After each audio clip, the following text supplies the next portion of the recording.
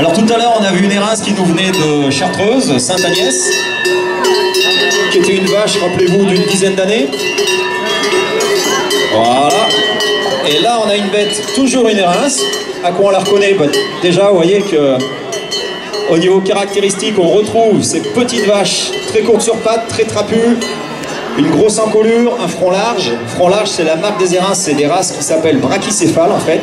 C'est-à-dire que ce sont originellement des bêtes qui descendent directement de l'Europe avec des fronts très larges, des sorties de cornes assez importantes. Et je vous ai dit tout à l'heure que traditionnellement on les utilisait pour les combats de rennes. On a exacerbé ça, ce caractère lutteur. Même si avec l'homme elles sont très dociles, entre elles, elles ont toujours ce besoin d'aller se mesurer.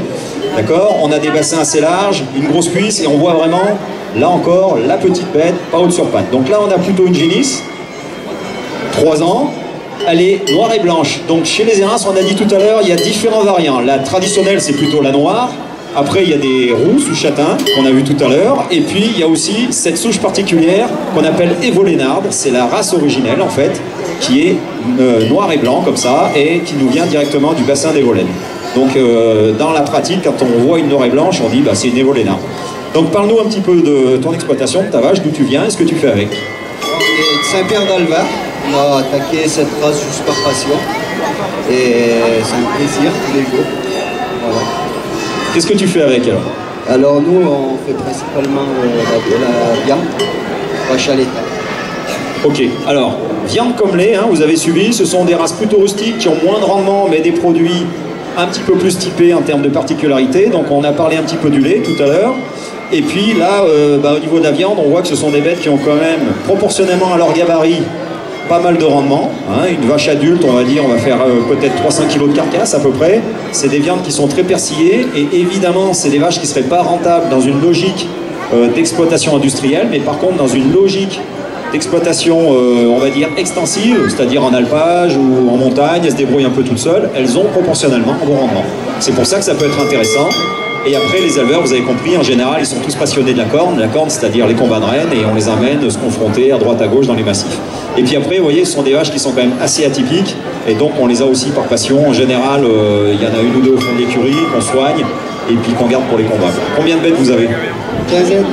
À quinzaine quand même. À quel endroit en Beldonne? Saint-Pierre d'Alva.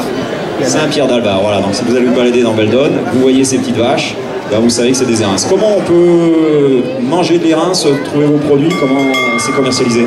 Alors, c'est rare, il n'y en a pas beaucoup dans le coin. Et nous, on en fait très très peu. C'est plus pour nous, c'est pas trop pour la commercialisation. D'accord, donc si on veut manger des produits chez toi, c'est compliqué, il faut rentrer dans un cercle d'amis, etc. C'est assez ésotérique tout ça. C'est vraiment une passion, c'est des bêtes qu'on voit qui sont très gentilles, elles sont manipulées tous les jours, donc on en prend grand soin. D'accord, oui, alors bien sûr le bien-être animal c'est vraiment une actualité de société et on voit que on peut avoir des bêtes lutteuses qui au début les gens imaginent la tauromachie, etc. Mais en fait pas du tout, les vraies rennes, moi comme je dis toujours, elles sont à l'écurie, on les soigne, on les bichonne, on les sort une fois de temps en temps le dimanche pour aller faire un petit match, mais les vraies rennes c'est vraiment à la maison, on s'en occupe. Il faut savoir que dans le Valais ou dans le Val d'Aoste, on dit souvent que les éleveurs s'occupent mieux de leurs vaches que de leurs femmes. Alors bon, il faudrait demander à ma femme, parce que moi je suis éleveur aussi, et c'est vrai qu'on y passe beaucoup de temps et la passion, elle est là. Merci, comment elle s'appelle cette vache? Léon. Et le papa c'est qui? Le papa c'est Zéphir. Ah, Zéphir, donc c'est une italienne. Zéphir c'est un taureau d'insémination italien. Voilà. Parfait, magnifique vache, merci. Allez, on...